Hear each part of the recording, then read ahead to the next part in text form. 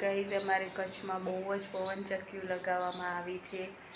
એક અમારા ઘરના સામે પણ દેખાય છે. હું તમને બતાવું કેટલો પવન છે અને એ ફૂલ પડે છે. ગાઈઝ કેટલો બધો પવન ફૂંકાય છે. તમે જો અમારા ઘરના સામે એક પવનચક્કી છે. આમ દૂર છે પણ અહીંયાથી દેખાય છે. જેની સામે હોય કેટલી ફૂલ ફરે છે તમે જોઈ શકતા હશો.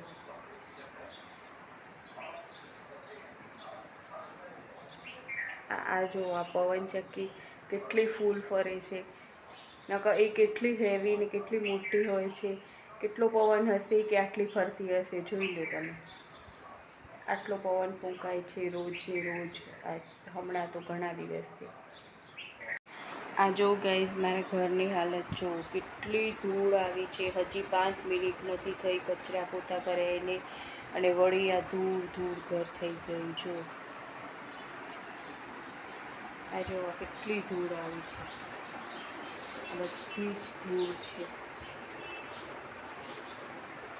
આ બધું ભરાઈ જાય છે દર્પણ ઉપર ને બધી જ ધૂળ થઈ જાય છે. ટીવી પર બધે એટલો બધો પવન ફૂંકાય છે ને બહુ જ રજ ઉડે છે.